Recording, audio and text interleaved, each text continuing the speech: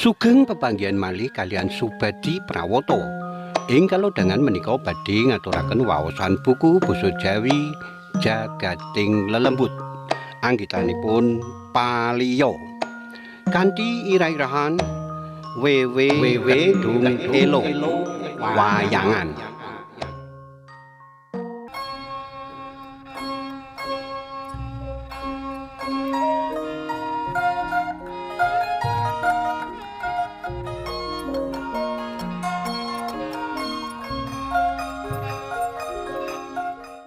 Swara gamelan ngungkung dibarengi kumlintinge kepyak lan jumbleguking tambur. Dasare sampak manyura katon gagah prakoso Raden Bratasena kang dibantu sedulure papat Raden Puntadewa, Permadi, Pingsen lan Tangsen. Anggone babat alas Wisamarta ya Wanamarta. Dasare alas kang gawat kepati-pati, sato mara sato mati, janma mara janma mati paribasane. Para Pandhawa cancut talimanda anggone mbabati alas, liyane mbabati kekayon kang gedhe-gedhe uga mungsa saliring kewan kang maksih galak. Wujude macan, gajah, ula lan sapanunggalane. Kabeh buron sato warna padha teluk lan bangun miturut marang sakreh parintahe para Pandhawa.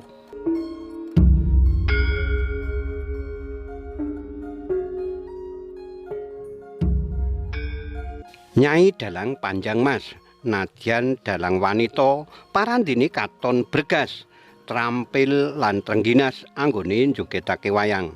Apa maneh iki lakone babat alas Wanamarta.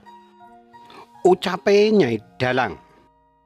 Kocap kacarita kalamun dinulu dening netra Waloka, Wanamarta wujude alas gung liwang-liwung, nanging kalamun dinulu kanthi weninging cipta, sayektine alas Wanamarta iku sejatining kedatoning para jim kang dipangarsani Jim Yudhistira, Jim Dadung Wacana lan para sedulure. Dupi ngawuningani rusaking kraton Ngindraprastha. Jim padha ora narimakake anane kahanan iki. Gancanging carita para Pandhawa dadi pasulayan kalawan bangsane Jim sing tunggu alas Wanamarta. Dasare wis wanci gagat raina, cupeting lelakon Jim padha kalah. Kasoran mungsuh para Pandhawa. Jim Yudhistira masrahake negara lan kabeh para jim manunggal lan nyawiji marang para Pandhawa.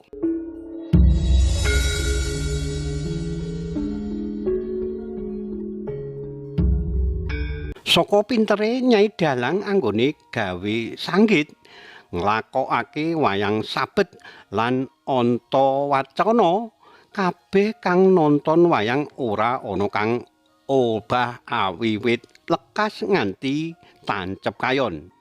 Lanang wadon gedhe cilik kabeh nonton wayang nganti rampung. Apa meneh Dalang Putri tur lakone nyenengake. Gragapan atiku bareng krungu swara azan ngepasi tancep kayon. Wayange rampung. Daya-daya aku bali. Nurut pinggir kali. Baliku saka Kedung Elo. Udakara sekilo saka omahku. Aku sadar lan bingung nanging ora lali. Aku bubar nonton wayang. Dalang Putri lakone babat alas Wanamarta. Nanging kok baliku ora metu dalan malah aku kedarang-darang nurut pinggiring kali Oya. Luwih dening kaget Bareng aku tekan ngomah, jebul ngomah wis kebak wong. Aku njedul padha kaget lan padha tangisan. Luwih-luwih ibu lan bapakku. Kahanan iku ndadekake aku sangsaya bingung. Iki sejatine ana apa? Aku lagi sadar. Jebul wiwit wingi sore aku dadi goleken wong sadesa. Bareng kahanan wis padha lerem, bapak lan ibu uga wis lejar penggalihe. Mbah Giyanto sing dadi tetuaning kampung Kepuh pitakon marang aku. Lah iki mau lunga nang endi to, Le? Saking nonton wayang, Mbah.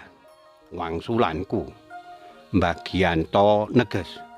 Lah sing enek wayang ngendi to, Le? Aku wangsulan.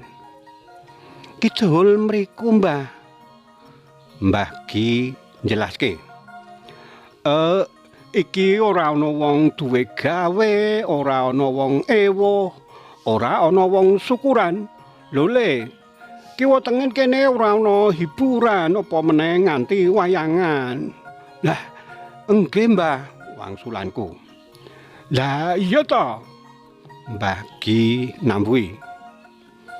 Sakemutan kula, Mbah, aku wiwit crita. Wingi sonten kula niku bal-balan wonten weden pinggir kali, Mbah. Sareng kalih rencang-rencang ngantos wektu salat maghrib dereng leren, Mbah. Sareng bubar bal-balan kula dijak sareng-sareng ningali wayang. Kula dereng adus, Mbah. Nanging kula mung manut mawon. Kanyata leres wonten wayangan. Dalange putri, penabuhe nggih putri. Dasare ayu-ayu. Seragame putih-putih. Rambut dawa sedaya diure. Wayangane gayeng, Mbah. Ngantos tancep kayon mireng adzan subuh. Kula nembe wangsul. Kula sadar kok mapan wonten pinggiring kedung elo, Mbah. Mbah Gi nyaut. Oh, dadi ngono to ceritane. Nggih, Mbah. Wangsulanku. Mbah Gi cerita. Dak kandhani ya, Le. Ceritamu kuwi bener. Pancene ora salah. Kedung elo kuwi papane wewe putih. Wiwit jaman simbah-simbah mbiyen saben malem Selasa Kliwon mesti wayangan. Dadi arep ora ana wong ewo, tetep wayangan ngungkung. Lah iki mau ya malem Selasa Kliwon to. Mula eling padha dieling. Dolanan kena. Nanging aja nganti kosong pikir, luwih-luwih lali wektu, ben aja gampang dipengaruhi makhluk sing ora katon. Contone wewe iki. Nggih, Mbah. Wangsulanku. Mbah Gi mbacutake crita. Ayo, do ngakehke ngibadah. Cedhak kalawan Gusti supaya awake dhewe ora gampang diganggu makhluk gaib sing arep ngrusoi awake dhewe.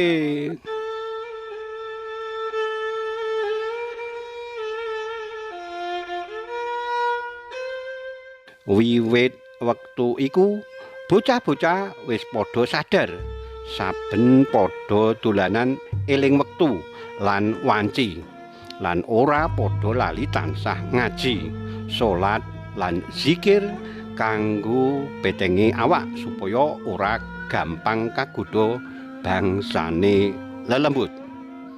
Pancena pinggir kali Oya papan kang kepenak kanggo dolanan. Bocah-bocah dasare papane jembar, luwih-luwih ginelar pasir. Kali Oya kang pas banget kanggo aktivitas olahraga dimen awak tansah sehat. Bagas lan Waras. Nadyan mangkono kabeh kudu waspada sing jenenge kali luwih-luwih cedhak resan, kali tempuran lan kedung elo sing ana watange gedhe. Papan iki uga dadi papaning lelembut sing gelem reridu lan ngganggu gawe marang awake dhewe kabeh. Contone ya si Robi sing wis dijak dening Wewe Putih nonton wayang ana ing kedung elo, ya syukur ana ngarsane Gusti kabeh slamet. Rahayu wilujeng ora ana alangan apa-apa. Karipta dening Paliya. Cariyos menika kapetik saking kalawarti basa Jawa Jaka Lodang nomor sekawan tanggal 28 Juni 2019 ing Ngayogyakarta. Matur nuwun awit kawigatosanipun saged pepanggihan malih wonten ing cariyos sanesipun. Matur nuwun. Nuwun.